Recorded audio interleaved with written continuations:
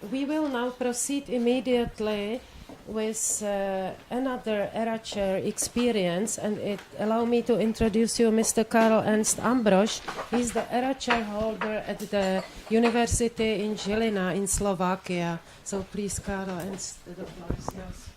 Thank you very much. Ladies and gentlemen, as we are talking about mobility, this is also an issue in the topic we are working on. Intelligent transport systems you can see and find, for example, in how to organize public transport, how to do ticketing there, how to communicate between traffic management centers, how to effectively collect tolls on the roads and so on, how to do driver assistance systems. All these are summarized in intelligent transport systems, and it's a very interesting topic which combines research and application. Our project has an acronym that is quite difficultly composed, so this is just to show you this construction. And I want to show you where the people come from that work with me in Žilina. So it's me as the ERA chair holder, it's Dietrich Leis, who has a lot of ITS experience and is Austrian citizen.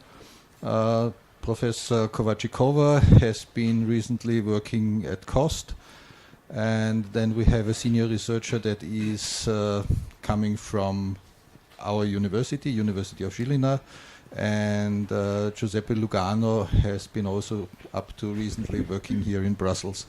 In addition, we have part-time staff, and I'm still waiting for the completion of administrative work, because the last full-time employee we have selected is Iranian citizen, and it takes in the meantime already 3 months to get a visa and work permit for him. So in addition we have part-time staff, and I will come back to some related problems with this later on. Well, what is expecting from us? This is directly copied from our contract with the Commission. So we are supposed to have impact on research and innovation, and this is mainly on competitiveness, internationalization, and so on. Here we are on a very good track due to what we brought in as the people working there with our networks. The second part, institutional and structural changes. This is nice words, and there is zero movement because there is zero will to change at the institution due to the institution itself and due to national regulations. In terms of regional development, we are on a very good track. The funny thing is that we have very good relation to the regional institutions, but the city itself is too busy to work with us. So it's depending on the people, it's depending on the will of people that represent institutions. Well, just a brief view of what we are working on. It's cooperative ITS. This is when vehicles and infrastructure are in communication with each other in order to optimize the performance of the mobility system. It's the decarbonization of mobility. This is a very big challenge, which is also on one of the headlines of the Commission, and Commissioner Bulc was recently in visiting us, and we are here very much in line to get improvement. In terms of urban mobility, smart city, we try to optimize access to cities and how to make livable cities. So we think, for example, not only about mobility of people, but also of last mile transport. When you think about the increased delivery services due to internet commerce. Well, and then it's intermodal ITS. This is also assisting the decarbonization of mobility, because if we can motivate people to have a transport that is either on shared mobility or on mobility as a service, then we are able to save carbon dioxide. Well, under the auspices of the Slovak presidency, we currently have the presidency of the European Union. We organize in November a conference in Žilina, and I have brought also some invitation leaflets with me, so if anyone is interested, you are heartily invited. And I just want to show, before I go to the things that you might be more interested, I just want to show that we have very widespread activities. So in red there is one of the few things that we were not successful on. There was a call for consultancy services by the Commission, which was cancelled before it was rewarded to anyone. Then in orange you can see projects that we have in evaluation currently. And I think one quite interesting thing is in green. These are the projects that have been already awarded, where we are collaborating with partners. And the first one with the Austrian Research Promotion Agency, this is on Austrian money, and we are the foreign partner having 20% of the project. So we are using all our possibilities to have nice projects, and same applies to one project where we get funding from the Alan Turing Institute, which is also some very prestigious institution. Then we have some projects in preparation. So one is on national funding, the others are on Horizon 2020. So it's a big mixture of different things we are doing, and so we are quite active, and people locally think that we are many more than we are, which is a good sign. But I just want to come back to mobility, like Mary spoke about it earlier. So as the ERA chair, I have found the job advertisement by chance. So one colleague was telling me that I could apply. And this is a complete change of life. And well, yes, it is. That's for any researcher going to a different place. But we have different concepts for the daily life. For example, some of my colleagues, including myself, have their families abroad, or at least at a distance of several hundred kilometers. So it makes life sometimes complicated. I think it's a very good opportunity, and it's a very good program for financing a full team with a reasonable setup time and to create a critical mass. This is very important, and I think it's really a nice program, and I like it a lot, and I enjoy working in this field. There is always a little conflict between research and management or business development. So currently, I think we are seen at the university as the business developers of the university, which is okay.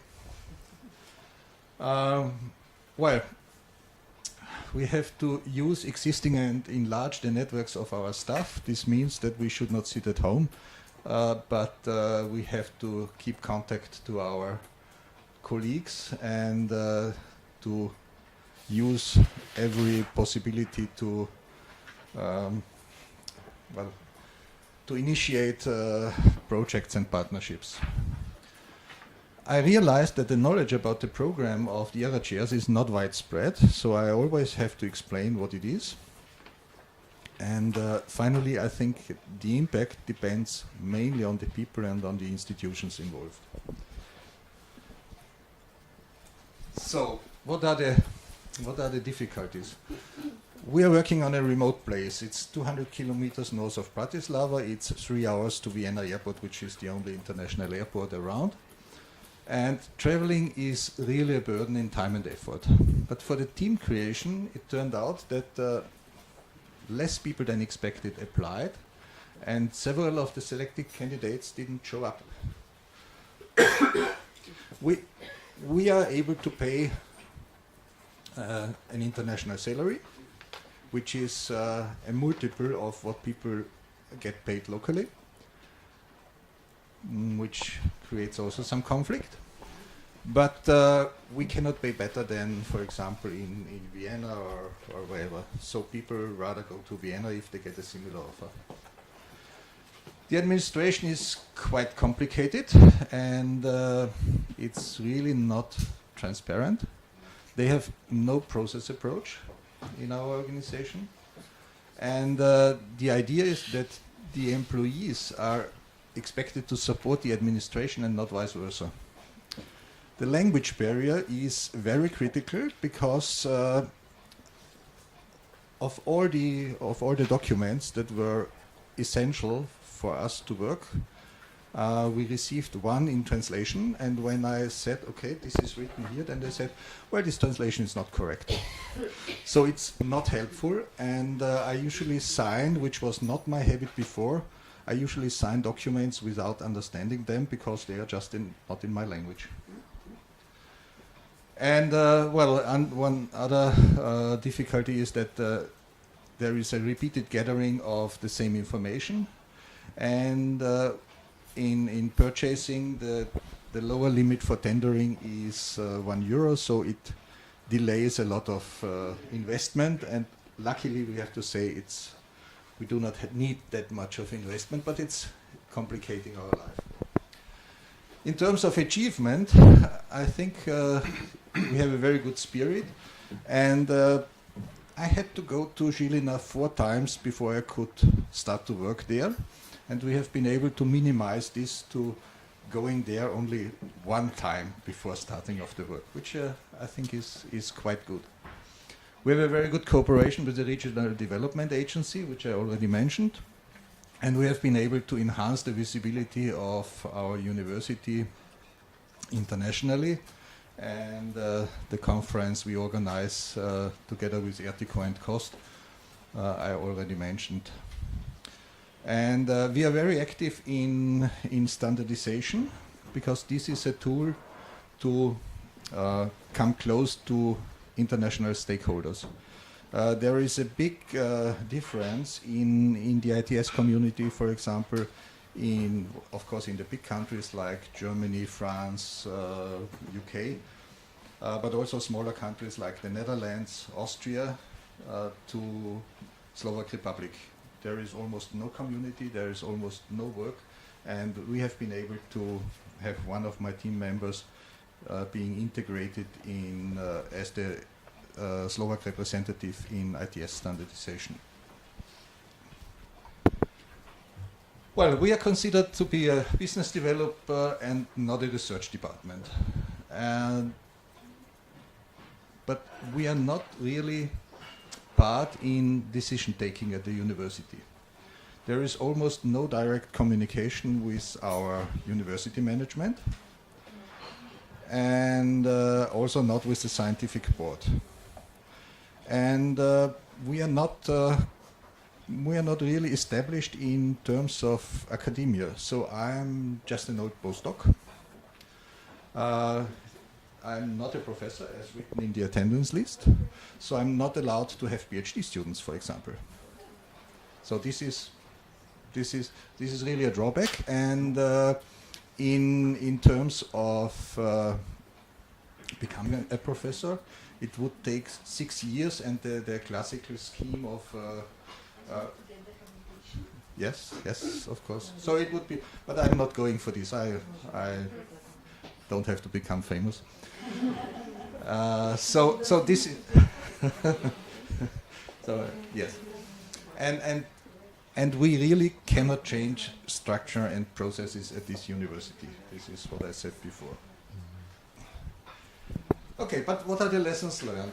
So in a perfect world, we should be considered as RHers that we are valuable assets of the institution, that we are integrated and attached to the academic structure, not considered as competition, because in our case the faculties are only to some extent, and only some people are in favor of what we are doing, but most faculties see us as competition. We are currently the business developer due to our international recognition and networks. And I think we also have to be partner for decision makers on all political levels. And of course also partner for SMEs and industry in order to create wealth in the region. Well, what are the requirements? We need the flexibility of the people involved and the support from the administration. It's essential for an international team that the communication can be in English. And there has to be a long-term strategy aligned with the institution. Then we can gain visibility and impact. And also sustainability. So I have asked in the early days of summer for a meeting with our rector, because we need a concept for sustainability. So what is going to happen when there is no money coming from Brussels anymore? In mid-19 it would be like this. And the situation is simple. The university does not want to continue our contracts. So if we now go for a project that is 3 years in time, it will be granted, and 1.5 years will be with us, and the next 1.5 years we will not be there anymore, most probably, because we don't get salaries. And maybe even worse, we might not be there that long, because we have to find the next job in time. So this is really a critical thing, and I think it would be very much required to tie the institution to the project, to continue financing the project after the money from Brussels stops flowing. Well, we are we have a good spirit, so we are thinking about another option, and we are thinking about the creation of a spin-off. Might be a non-profit organization, but this is privatization of risk. So then we have our own non-profit company, and we can continue in the spirit of our project, but then the question is, why should we do it for the university? So the university also has to throw in some money, because no money, no music. Okay, and with this I would like to close. Thank you for your attention.